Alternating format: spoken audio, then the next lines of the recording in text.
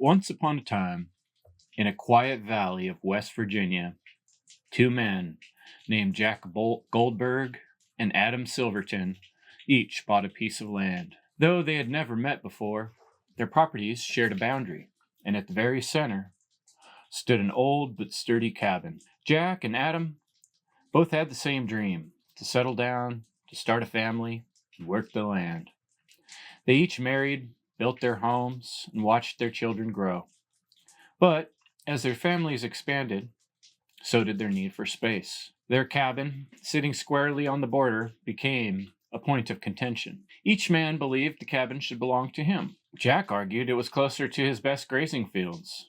Adam insisted it was better suited for his growing storage needs. At first, they tried to be civil, but resentment grew. A cold rivalry set in. Their sons, once playmates, began to mimic their father's bitterness. They quarreled over who had the right to use the cabin, until one day, their fighting turned violent. Adam's son, Jackson, was badly injured. From that moment on, the two families became bitter enemies. The feud escalated over the years. Harsh words became threats, threats became brawls, and brawls turned into bloodshed. More family members were drawn into the conflict. The cabin, once a simple wooden structure, became a symbol of their hatred for one another. On Jackson's 19th birthday, terrible tragedy struck. A fight turned deadly, and Adam's eldest son was killed. Grief and vengeance consumed both families. Their dispute over the cabin transformed into an all-out war. They gathered their allies, wielded knives and guns, and battled without end. The valley became a battleground soaked in sorrow, all because of a claim to a cabin neither man had built. Then, one fateful winter night, a blizzard swept through the valley. Both families clashed in the freezing snow. The battle was brutal. By dawn, nearly everyone lay dead or too wounded to fight. The only two left standing were Jack and Adam. Then the fire started. First, Adam's house caught flame. The wind carried the embers to Jack's barn, then his home. The inferno spread without mercy, consuming everything in its path. As the two men stood watching their life's work turn to ash, the cruel truth settled in. Their land was ruined, their families were nearly gone, and the cabin, their precious cabin, was nothing more than cinders in the snow. With nowhere to go and the storm still raging, Jack and Adam had only each other. Huddling together for warmth, they stripped off their pride, their grudges, and their illusions. Side by side, they held on through the long frozen night. In the silence, they finally understood. The cabin had never mattered. Their hatred had cost them everything. The moral of the story: we humans often lose sight of what is truly important. We chased after possessions, power, and pride, forgetting that in the end, none of it will matter. What will matter is our choices, our ability to love, to forgive, and to see beyond material illusions. Do the math. Spirituality does matter. 10 minus 8 leaves 2. Your choices are of utmost importance. Hello, friends. My name is Chris Jansen. Check out my work at endevil.life, and welcome to the FUNL 4 conference, Humanity Rising. This is my special presentation titled Spiritual Mathematics. Today, I hope you can view this presentation as the juror and the judge. You decide which things make sense to you. It's going to be up to you to discern and decide how to put these pieces together of this puzzle that I'm going to present for you today. I will present exhibits. I've tried to create a path of reason, a path of understanding for you to follow, but it's up to you to decide how to put these pieces together in the following days, weeks, and moments after you watch this presentation. I challenge you to try to be objective. That is one of the most important and crucial aspects of this presentation is objectivity. And what this requires is building a bridge between what we've known previously or what we've understood previously and working towards new realizations or new horizons. There's always an aspect of the unknown, and that is crossing over the current moment, which is the current of water flowing beneath this bridge, the thoughts, ideas, and information that is currently moving and is never staying exactly the same if we are indeed travelers on this road of knowledge. You be the judge, you be the jury of what's right and wrong. That is the end message of all this. Working towards freedom, understanding natural law is recognizing that we are all conscious beings connected to source. We come from the source, and in that is our ability to find knowledge, understanding, and wisdom. The 3-step process called the trivium, which we laid out well in FUNL 3. And if you haven't checked that out, please go back to Freedom Under Natural Law 3 and freedomundernaturalllaw.com. And we will proceed with a trivium style thought process. This presentation I especially made for those of you who tend to be a little more analytical, left brain thinkers, and I'm trying to set one stone in front of the other so we can build this stone bridge and then build a beautiful tapestry of knowledge on top of that. Let's start with some definitions. What am I talking about when I use the word spiritual? Any word we look up in the dictionary, we'll find 3 or 4 iterations of explanations, which are all slightly different. Here is a spattering of comparisons of different dictionaries and how they define the word spiritual. The Oxford, Merriam, Cambridge all have a little bit of different nuances, but I just kind of want to point out that the Cambridge is the most different here on this list. The Cambridge says relating to deep feelings and beliefs, especially religious beliefs. This is the most foreign. This is the most, the definition which I least would like to highlight in this presentation. We're talking to things that are related to the human spirit as opposed to material or physical things. Oxford I like much better. Incorporeal, affecting the spirit. Relating to the spirit or soul rather than the body or physical matters. This is the basic understanding of what the word spiritual means. It does not necessarily have to have a religious connotation. So if that's the way you think of the word, please, for the sake of this presentation, put that aside. Mathematics is the study of structure, quantity, and space, and change within those. The abstract science of number, quantity, and space. Recognize abstract concepts comes up a lot in this definition. When we think of mathematics as being a very objective, solid thing, we find that it actually is about shapes and space. And we have a way to reason and a special system of symbols we use to organize this type of reason. I like the systematic treatment of magnitude.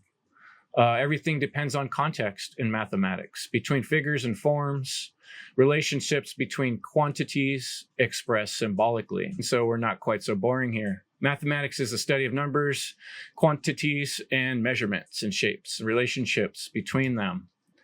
So spiritual mathematics, what am I talking about? I'm creating my own compound word, just like the word magicians do in our society from their tower. Our physical body is indeed a spiritual connection because it comes from source, and it is our most, should be our most treasured and prized gift. But the universe's most treasured and prized gift is the gift of life. The etymological meaning was also breathing.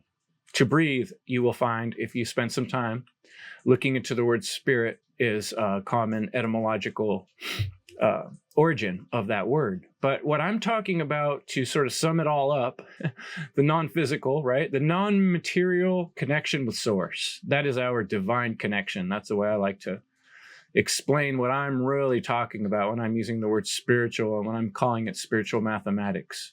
And mathematics being a scientific process of discovery involving principles that exist inherently in reality.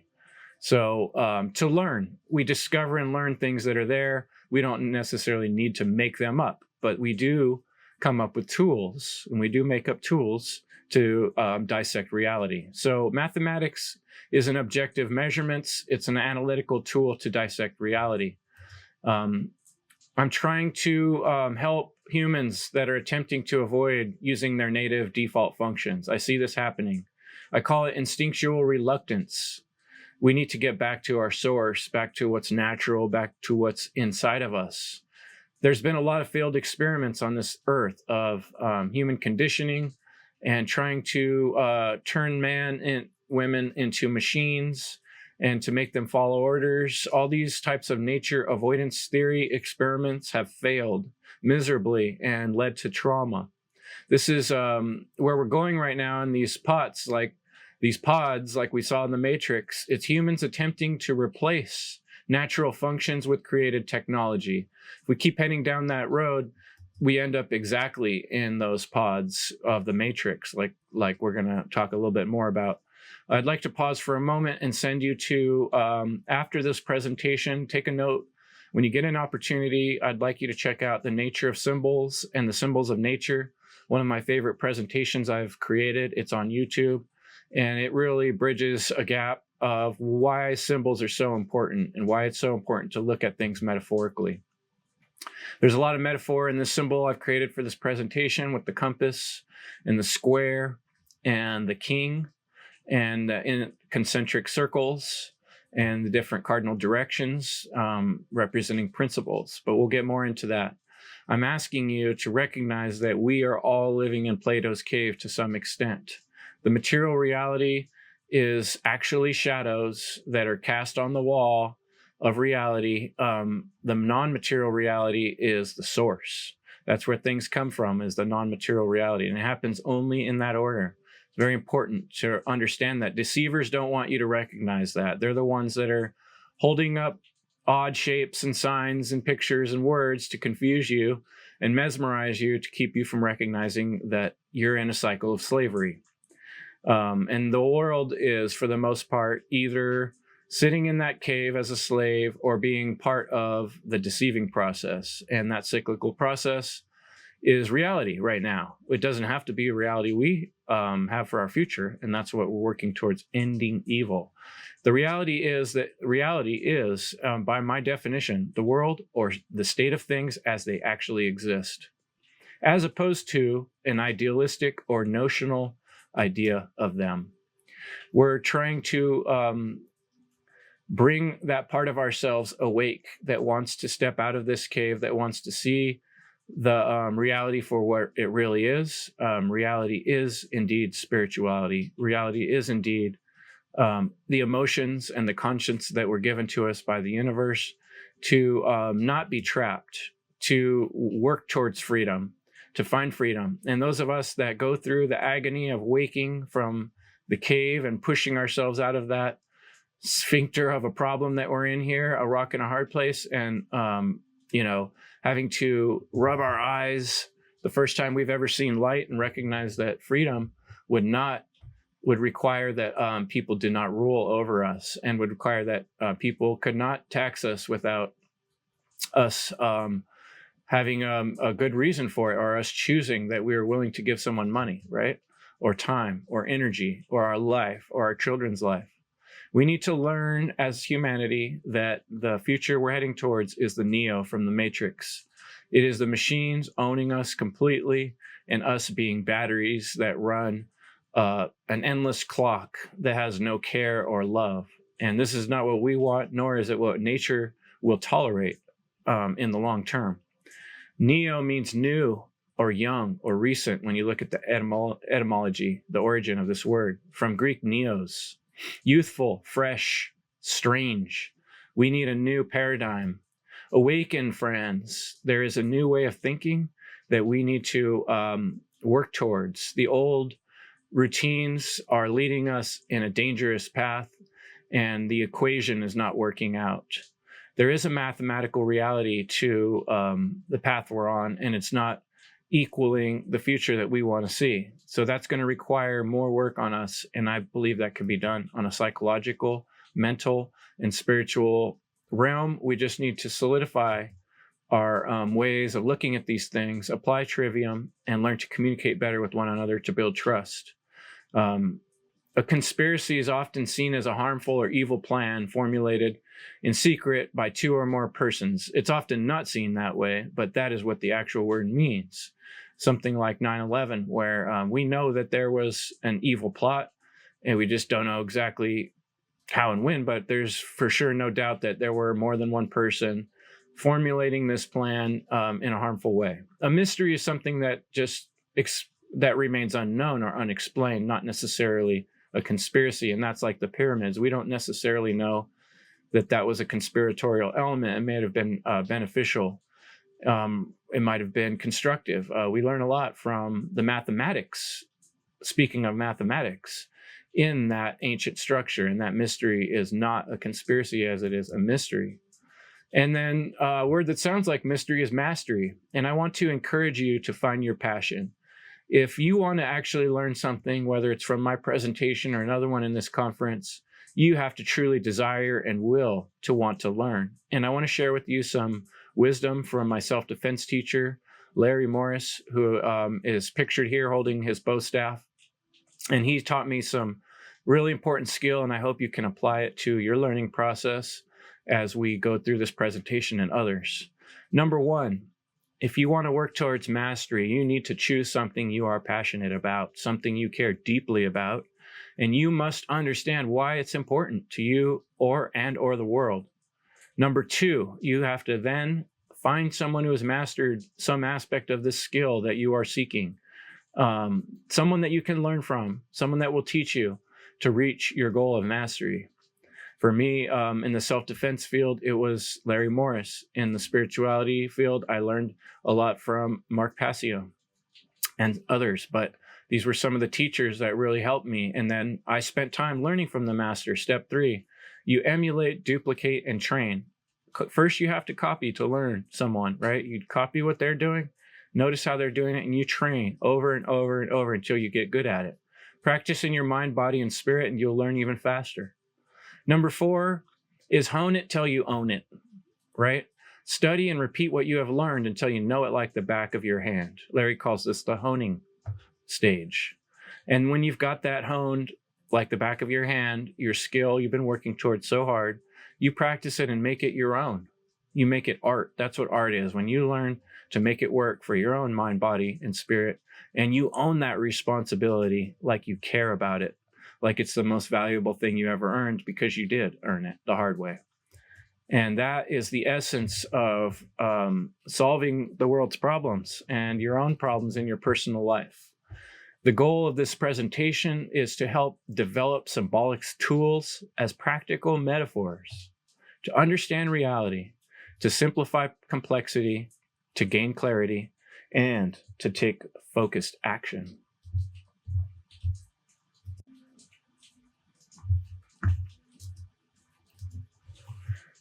So I'm sharing with you today some tools. We talked about developing symbolic tools. I think these tools can be practical metaphors. I'm picking you some tools out of my very own toolbox. These symbolic tools, I hope you can use going forward, not only in my presentation, but how you think about things in the future. But I know they hold true because I hold them in the physical reality, just as I will hold them for you now in the mental space. The square, I would say, is one of the most important tools I carry when I'm at work in construction. It's right on my hip at all times. Like I reach for it like you would a gun in war. It helps you clarify 2 points. And those same 2 points can be squared in anywhere in the world by someone who speaks any language, and we will get the same straight line. It is objective. The square is the objectivity tool. The square signifies objectivity and symmetry, creating structure and balance. It brings clarity to reasoning, enabling precision in distinguishing truth from falsehood. 2 points make a line. It represents the foundational geometry that differentiates 1 point, a singularity, from 2, duality. I take out my tape measure, I measure the point, I put the square on there, and it makes a line I can cut, and then it becomes something real in the world. It differentiates the 1 from the 2. It anchors reasoning with accuracy linked to geometric clarity and the creation of lines, that is, the relationship between points, which is also communication at its core. Objectivity is required for any type of true communication. However, communication can be cut apart. And the tool we use for this is the knife. I think almost all of you out there are fellow contrarians. We're the type of people that like to ask, but why? How come? How long? Don't take something as a whole. We don't just swallow a pill when someone says something. We ask why. The knife represents questioning and cutting things apart to understand their components. Slicing and dicing, it fragments and partitions ideas. It helps us to see the pieces of a larger puzzle. The knife is a neutral tool. It can prepare a loving meal or can stab somebody and cause great harm. Depends on how it's used, how it's wielded. In discussions, it's the contrarian force that helps us dissect arguments. This is used early on in the trivium process, right? After we have the information, we start slicing it and dicing it. It's essential for breaking concepts into manageable parts. But you take it too far, you cut something into oblivion and it loses all meaning. So it's a tool that can be overdone very easily. The level is one of my favorite tools. It's the divine bubble of justice, the balance in this world. You can find it. It's discoverable, inherent, just like moral principles. We create this tool with a bubble in it so we can find that little bubble. And what's interesting too is if you shake your level, you can even get that bubble to split. But if you just let it calm for a minute, it turns back into one bubble, not even a minute, seconds, Equilibrium and the ability to find harmony in oneself and in your community. This tool is necessary as you're drawing in information. It helps you to assess whether something is balanced, fair, or aligned with higher principles. It ensures that thoughts and actions are centered. Centered, right? That's what we call it. Find your center. How are you going to build if your level, if your foundation is not level? Everything's going to be crooked. If you try to do framing on a foundation that's not level, every single cut is different. If it's level, they're all the same. At least all certain pieces, right, of the wall. You use this to assess the fairness or alignment of an idea with moral or spiritual truths. It encourages the seeker to maintain harmony and integrity in their actions. If we were to all use these types of tools in conversations with others in person and online, we would have more effective communication. I want to challenge people in this presentation. I know that we are subjective beings. We'll talk about some of the philosophers who discuss this. I know that we are experiencing this from a subjective lens. However, we do have the ability to cognize, to think, to imagine, and we can see things outside of our own personal, just like watching a movie. We can recognize from using just a tiny bit of imagination or belief. It takes just a little trust to use our logical thought and to correlate the most factual and corroborated evidence that's available. And that is the art of advanced objectivity, a small element of imagination with an emphasis on logical thought. We can correlate the most factual and corroborated evidence available. We can use this tool in everything we do and combine it with the adjustable wrench. Things don't always fit perfect. Sometimes things aren't quite right. There's a way we've been thinking about it. We know we're close, we're onto something, but we're not quite there. The wrench represents adaptability and precision, the ability to tighten or loosen as needed. It's used to make adjustments, ensuring all parts of a system work together and in context. That's so important, the context, right? This tool, as you see the way it's sitting, the jaws are turned in this direction.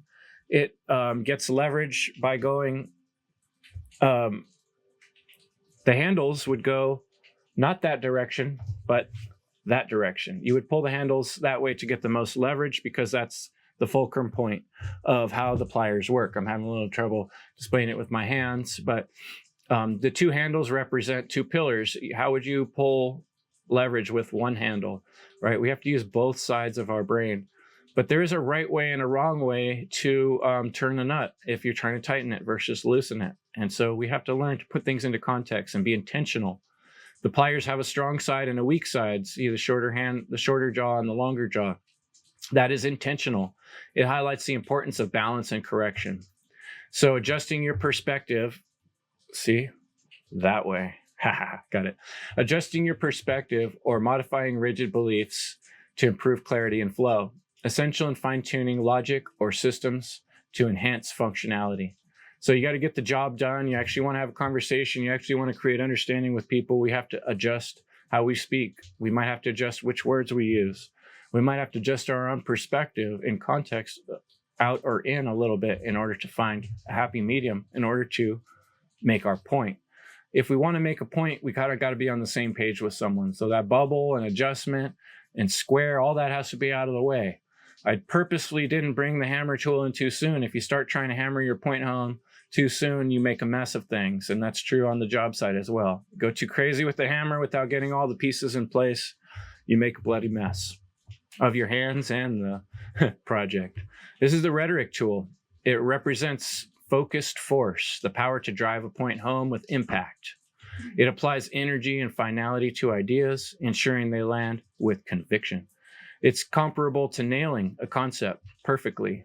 When someone nails it, they've effectively made their point.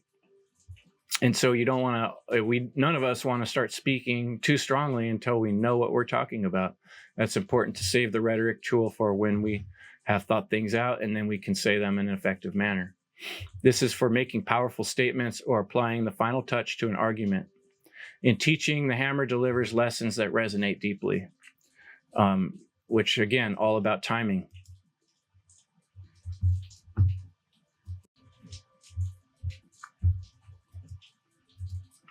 So let's talk about geometry and math.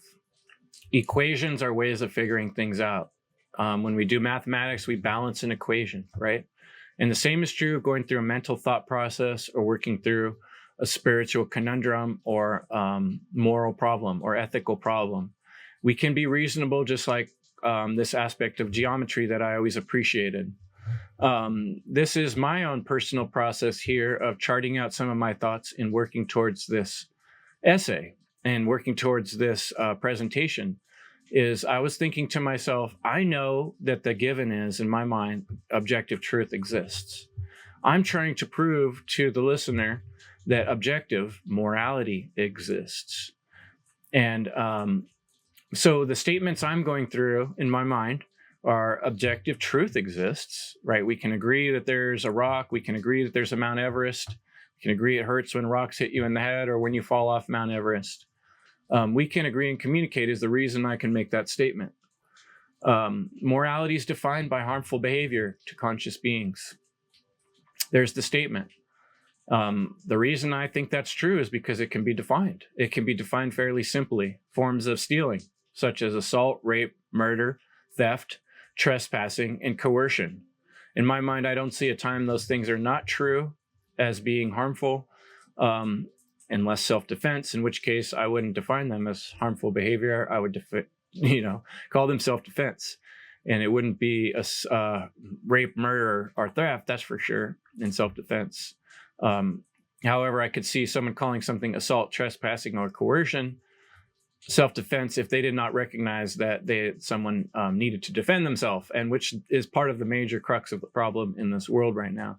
Suffering and slavery are defined by objective morality. And that's why people are confused about that. Because deep down, slavery is an immoral behavior. I'm sure of it. I think most people are sure of it deep down if they're honest. And the results of that immoral behavior can be observed. We can see all over the world that humans are continuing to experience mass suffering and slavery. I'm not saying that this slide should prove it to you. I'm saying that you can create your own slide like this using thought process, using reason, and we can come to conclusions that we can agree on that make sense. One way to do that is using Venn diagrams. The red circle in this picture represents your computer. The black circle represents this image. You and I are the green X. Here we are on the same page right now. A Venn diagram is a widely used diagram that shows logical relationships. Remember mathematical relationships? Popularized by John Venn in the 1800s. You used to teach elementary set theory. But I just noticed it works great for thinking in philosophy terms as well. Here's one example. I was playing with the idea of you and the universe. That could be me and the me-verse too. And the blue circle is kind of representing everything that exists, which is true. There is everything that exists, right? And it's true that you and I exist within that everything.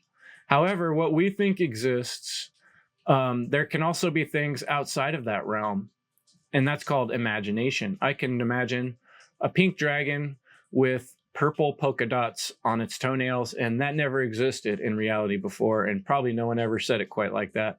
I just created something that's outside of what exists, and that's a unique aspect of being a conscious, intelligent being. It's the ability to imagine things that are not real or do not exist, incorporeal, like we talked about. And that's why there's so much confusion about the spiritual world. But I think it's important to point out that the great all, everything, the source, we could not even have imagination if it were not for that. So this whole page fits, and this whole presentation and the realm of the imagination all fit within the bigger great all. So I should have made a bigger circle around everything for that. But that's an inherent truth that we can discover, right? Spiritual mathematics is simple. It's something anyone and everyone can come to understand. I would recommend work your way through philosophers over time to see the progression of thought, compare their different ideas, and work these processes in your mind. They're not all the same. Immanuel Kant, I found very difficult to read. He uses a lot of words that are foreign to me, and he puts a lot of big words together in sentences, and he goes back and forth and around and back and forth, and very amazingly intelligent. But even people at the time called him confusing to read. But his basic thoughts on ethics, morality is grounded in rationality and the categorical imperative. He did recognize universal moral laws that can be followed regardless of consequences, that must be followed, universal moral laws. Act only according to that maxim whereby you can, at the same time, will that it should become a universal law. So let's just kind of get a feeling for some different philosophers. David Hume. He was a proponent of empirical skepticism. He believed that morality was rooted in human emotions rather than reason. Moral judgments are based on sentiments shared among people. Morality is not a matter of reason, but of sentiment. I don't tend to agree with Hume's point of view, but it's important to take in all the different thinkers and compare them. Let's look at Friedrich Nietzsche. He's critiquing traditional morality. He says morality as a social construct. He recognizes that there's this master morality versus slave morality thing going on. Moral values are subjective and vary by culture. There are no moral phenomenon, but only a moral interpretation of phenomena. So these different thinkers have put things together in different ways. But it's important to take time and read somebody's work before we draw quick conclusions. These are sort of just like generalized statements about these characters that do not encompass their whole description. But I just wanted to point out that there has been a variety of thoughts on these topics, and we can see where some people have landed. They've stayed more with the Nietzschean Hume style of thinking, that this is all based on feelings. And Manly P. Hall says, emphasis on universal truths, moral principles from various spiritual traditions. True morality arises from a synthesis of wisdom across cultures and higher spiritual understanding. The greatest knowledge is to know that you do not know. So there's another take on it. Let's look at Rudolf Steiner's. He believes that moral principles evolve with spiritual development. Morality is holistic. We're working our way towards a better morality. True moral understanding comes from an inner development and spiritual awareness. The moral imperative is not an abstract principle. It is the living reality of the soul. I really like how he put that. That hits hard with me. I see a progression here of thinkers. I see thinkers that have gone through some pretty tough times in history and lived through socialism and difficult things and trying to figure out what's going on. And we're getting a better perspective as we move through different philosophers here. I think, this is the way I see it, Mark Passio is a progression. He sees natural law as a universal moral code. He emphasizes personal responsibility. He emphasizes causality, the consequences of our actions. Objective morality is inherent. Natural law principle governs all human interaction. He says to be a spiritual moral being means to not believe in anything. It means to know the truth about morality. And that's where, that will really hit home with me. And that's why I'm sharing with you spiritual mathematics. I don't think it's anyone's guess. I think it's discernible, just like scientific process of mathematics. We can figure things out using the correct tools of thought. But we're going to have to stop for a minute in the world of quantum physics, because this is where many people get lost, confused, and circled back like Immanuel Kant's reasoning. The study of matter and energy at the most fundamental level, we got to know about Max Planck. Max concluded that energy comes in tiny chunks called quanta. This idea started the field of quantum mechanics. Max Planck is a big deal in that field. He was dedicated to discovering the absolute laws of nature through reasoning. Wow, that sounds spiritual. He had a strong belief in the first and second laws of thermodynamics as universal principles. Those are things which can be tested, corroborated, and confirmed. In the book, The End of All Evil by Jeremy Locke, he talks about thermodynamics as universal principles. So Max Planck initiated the quantum revolution, fundamentally altering the understanding of atomic and subatomic behavior.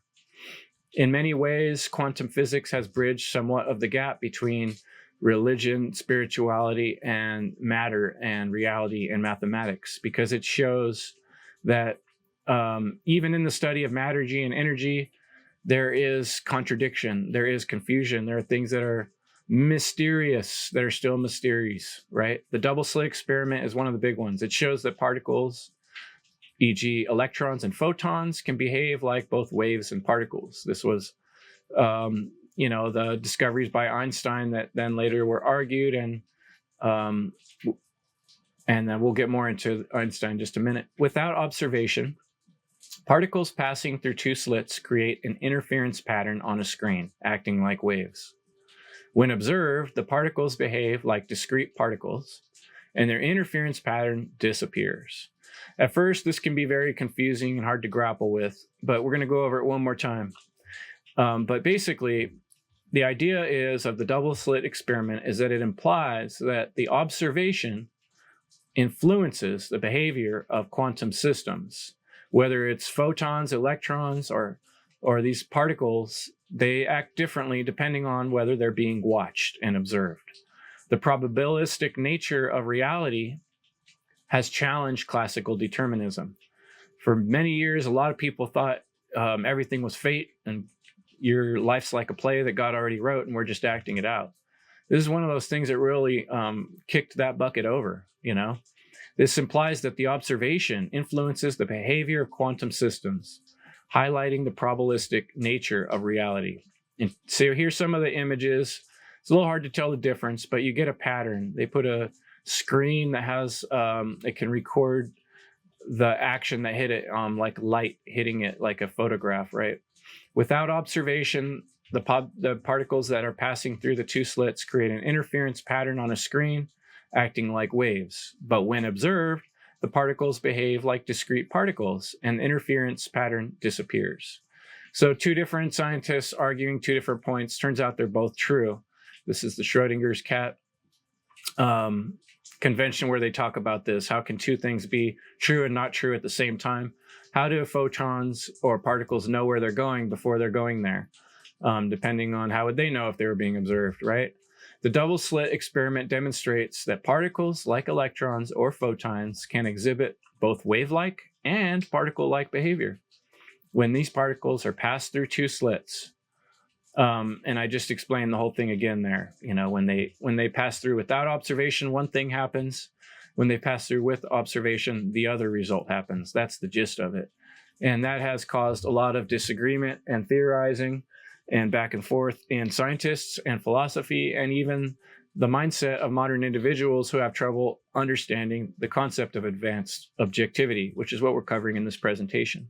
Niels Bohr himself said, everything we call real is made of things that cannot be regarded as real. He described atoms as tiny solar systems, but later realized electrons could jump and exist in cloud-like orbitals. And we had Albert Einstein. He said, God does not play dice with the universe. He explained light as tiny bouncing balls. He was the proponent of the photon theory, particles called photons. He won a Nobel Prize for the photoelectric effect. Smart guy, but I tend to lean towards the guy who created all the technology we use today, from AC electricity to the telegraph. Almost every electrical thing we're using today is a function of somebody who figured out an actual equation and applied it to reality, and that's Nikola Tesla. Real big on the numbers 6 and 9 and 3. Tesla viewed the universe as a deeply interconnected system. He saw many of his inventions, he said, in dreams. He was a spiritual person. He was heard to saying, every living being is an engine geared to the wheelwork of the universe. If you want to find the secrets of the universe, think in terms of energy, frequency, and vibration. Tesla was openly critical of Einstein's theories of relativity, describing them as a magnificent mathematical garb. And here's the guy who actually invented things that we actually use on a day-to-day basis in reality. Of all the forces of friction, the one that most retards human movement is ignorance, right? We don't want to look a little deeper. We don't want to connect the spiritual, mental, and the physical all together because that's too scary, right?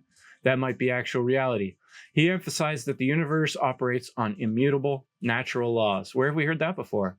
Suggesting his belief in an objective structure to reality. Governed by these principles, he described the role of energy as the true driver of progress. So where do we put our energy and our time actually is what we create in the world. Inherent and discoverable order to existence. I just recognize a lot of spiritual facts in these mathematical concepts that create real-world technologies. He said, if you want to find the secrets of the universe, think in terms of energy, frequency, and vibration. Sounds very much like what you read in the Hermetic principles, if you read the Kybalion, for instance. He said about Einstein, Einstein's relativity work is a magnificent mathematical garb which fascinates, dazzles, and makes people blind to the underlying errors. The theory is like a beggar clothed in purple, whom ignorant people take for a king. Its exponents are brilliant men, but they are metaphysicists rather than scientists. So I understand why people get frustrated with philosophy, because some philosophers go around and around and confuse the subject more than they make the point. And then you got guys like Tesla that get to the point and get stuff done. Also need to bring up Werner Heisenberg, talk about bridging the gap between the physical and the non-physical. He discovered the uncertainty principle. Not only is the universe stranger than we think, he said, it is stranger than we can think. We can't even think that strange. Natural science does not simply describe and explain nature. It is part of the interplay between nature and ourselves. It is impossible to simultaneously know both the exact position and the exact momentum of a particle. The more precisely one property is measured, the less precisely the other can be determined. This principle highlights a fundamental limit in the precision of measurements at the quantum level. So his uncertainty principle basically says you might be able to find exactly where a particle's at, but you're never going to know where it's going. If you can figure out where it's going, you can, but then you will never be able to figure out where it was at. So it's almost like they know but don't know where they're going and where they've been. And we can figure out where they've been or where they're going, but not both at the same time. So it's a very interesting principle about reality, and it has to do with, I believe, the moral aspect, the glue that holds everything together. Reality is about freedom. Reality is about love. Reality is about truth. And we're here to discover these things. One of the discoverers that blows my mind and still affects my working life on a day-to-day basis is Pythagoras. A squared plus B squared equals C squared.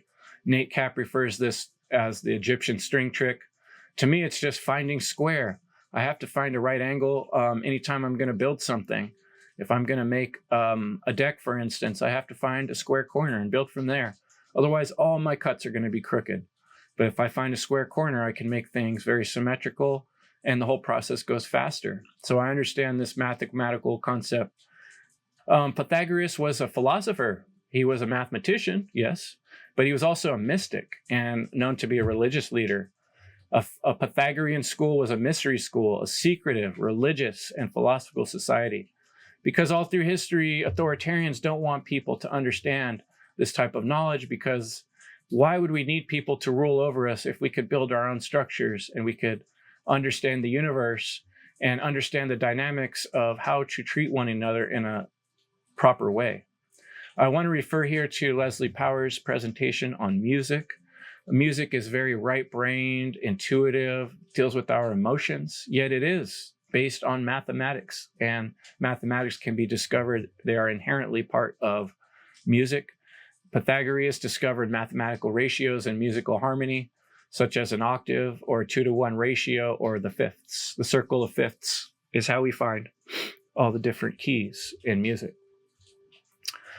Great inspiration, Pythagoras, and bridges the gap, again, between reality and spirituality. Another is sacred geometry. Inside of sacred geometry, I just see so many correspondences to everything else we've talked about. The Vesica Pisces, I think of mitosis of cells. I think of what we talked about, the Venn diagrams. The space between represents the egg of birth, right? The two coming together, creating the one. The seed of life, the birth emerging, turning into the flower life, getting more complex, and then growing into the Metatron's cube, which within Metatron's cube, all the Platonic solids nestle perfectly, one within another. And the Platonic solids are just extremely exciting. We're going to pop through them in just a minute, but we got to stop in at the Mandelbrot set. If you haven't yet, look up Mandelbrot on YouTube and watch how the Mandelbrot set works. It's mesmerizing. Its importance lies in its demonstration of how simple mathematical rules create infinite complexity, right? Infinite complexity. They're very right-brain concepts. The Mandelbrot set models self-similarity and recursion, revealing patterns of both chaos and order. When you watch one of these videos and see the Mandelbrot set moving, it doesn't seem like anything matches, seems like a bunch of randomness, but then you start seeing the order keeps showing up, the same shapes, the same similarities. The more you zoom in, the more you see. The more you zoom in, the more you see. It symbolizes infinite possibilities, mathematical beauty, and the boundary between stability and chaos. This is the reality we live in. It's based on choices. We make moral choices and we get different outcomes. This pattern exists inherently in reality and creation, both the subatomic level and the day-to-day level. We can see these same correspondences. Let's go through the Platonic solids real quickly. Notice that they also have a correspondence to non-physical forms. The sphere, the earth, the fire is the air, ether, spirit, and water. These are all concepts that can be thought of symbolically, but they also do exist in nature. The Platonic solids can be found all through nature. They exist on their own. We don't have to cut these shapes out. We find them. I'm just going to go through them quickly. The tetrahedron, the hexahedron or the cube, the octahedron, the dodecahedron, and the icosahedron. I'm not sure if I pronounced that correctly. I find them particularly fascinating because, as I said, another aspect of reality that's discoverable and real and represents metaphorical truths, metaphorical spiritual truths. All things fit within each other, and within all things, within every cell, exists every other thing. And this is the correspondence of the universe. And the mentalism, it shows the complexity and how thought it out it really is. Another concept that came into my mind that's sort of a big exhibit in terms of bridging the gap between this mathematical reality physical world reality that's so strange and has so many mysteries about it is the game of chess, a game that's been invented, created, and partially discovered. It requires tactics, which are short-term calculations, very analytical thinking, strategy, long-term planning. And yet it also involves an intuitive, right-brained understanding of the player you're against. The key principles involve controlling the center, finding the center, right? Like the bubble on the level, developing the pieces efficiently, right? Adjustable wrench, and protecting the king. That might be the hammer, and that might be the square. Players must anticipate opponents' moves and adapt to their strategy. This is so important to recognize the context of the world we're in. The king and pawn relationship tells us so much about the world we're in and the context of why this presentation is about objective morality. And what we need to learn is the balance of power in this world and in our own self is what's going to make all the difference. Think about the king in the game of chess. The king needs support. He can only move one square at a time. Everyone must sacrifice to save him. In a community, the king could represent freedom. Freedom for all, right? Freedom needs our support. Freedom is one step at a time, how it's gained and kept. And everyone must be willing to make a sacrifice in order to maintain freedom for all. Yet we do not want to be ruled. The king, we don't want to represent an external force. We want the king to represent our internal self force, right? Our ego. That is a balanced type of authority, is called responsibility. That's when we have self-discipline within ourselves to understand when things are right or understand when things are out of balance. If we put that job to someone else and let someone else be the king, then we become their pawn and we only sacrifice for their rules. So what will you choose in this life going forward? Will you choose to be someone else's pawn in your enemy's game, owned by the rulers and psychopaths of this world? That's the context of the world we're in. So if you want to find true authority, you need to find your own inner authority to understand the mathematical, objective, advanced objectivity, to be able to discern the difference between right and wrong and not put yourself and the future of other people in the crosshairs of slavery. So we started out with the story of the Silvertons and the Goldmans, the all too familiar tale of an old family feud that refused to die because people couldn't let go of their hatred. It's really a simple matter of mathematical realization. A man and a woman come together, have children, growing into a larger family. Kind of like an equation, things are adding up. Perhaps a grandmother comes to say, and the family extends even more. But what happens when the leadership in that family, its mother and father, make terrible moral decisions? If they covet their neighbor's home or harbor hatred instead of seeking reconciliation, they pass down that resentment. What began as self-defense becomes retribution. The wounds are deepened instead of healing. Holding on to anger, hatred, and malice leads to subtraction, not addition. The family fractures, the community weakens, and the people become less whole. Yet, if we choose conscious moral behavior, that means truly understanding the difference between right and wrong. Just like the right angle in mathematical equation, or the right angle that I find with my square on the job site, it's the same right here as it is anywhere in the world for any other beings that are conscious and aware. Right is not stealing. Right is doing things that you would want done to you. Not that complicated. We can discern this rightness with a little bit of objectivity, as we talked about, advanced objectivity, and being able to communicate and corroborate with other beings. It's not that conflicts will never arise, but the mathematical outcome would be far less destructive. Instead of a tragic ending where two cold, shivering men stand alone with no families and no homes, the community could flourish, and there could be addition and growth. This pattern extends to the individual and to society as a whole.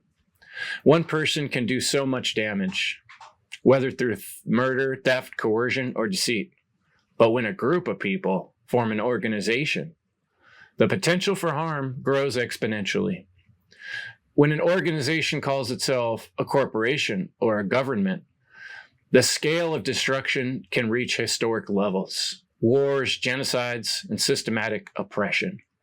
It's the difference between math, addition, and multiplication, the amount of evil we bring into the world. What is the mathematical difference between one individual's immoral decision and a government controlling mass atrocities or committing genocide of a whole race? Unlike human beings, neither a government nor a corporation has a soul. They have no divine connection except that what they steal or borrow from the individuals who lend their belief and offer their participation to these artificial constructs. Anything that lacks a foundation in moral principles and with respect to objective reality is no more than a false religion. We can agree on this. We can see how things work out in the world. It's like an equation. Despite this, many still cling to the belief that objectivity does not exist. But if that were true, why does the word objective exist at all? While no single individual may ever be 100% objective, we have tools to help us. Just as a square or a level ensures precision in construction, we can check our own consciousness and collaborate with others and compare to get as close to the truth as we possibly can. Advanced objectivity.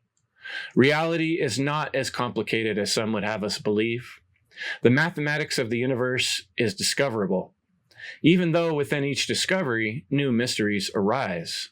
This is the beauty of life and the great mystery of the great all.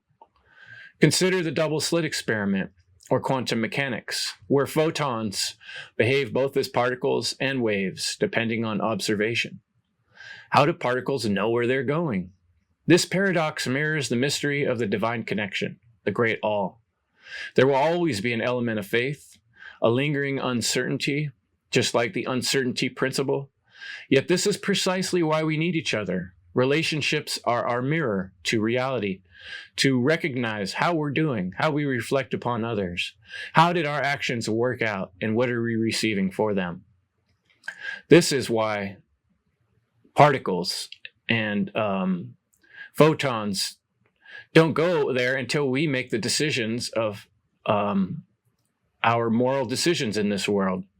Then reality reacts based on natural law principles. That's what reality is made of. That's what's going on. So do the math.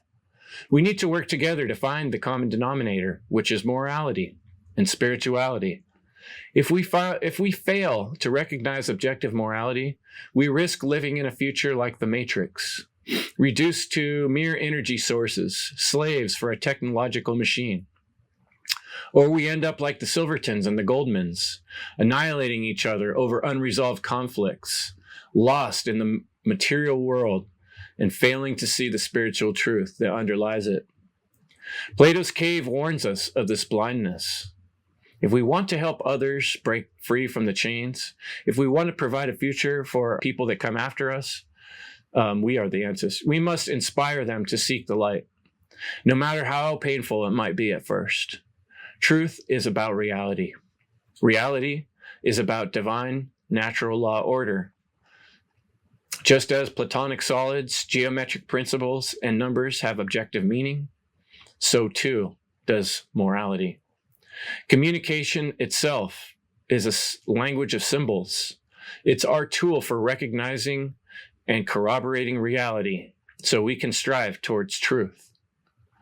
I call on you to make the choice, to cross the bridge of mental and spiritual realization, except that we can find a common denominator and a common sense solution to moral and spiritual issues.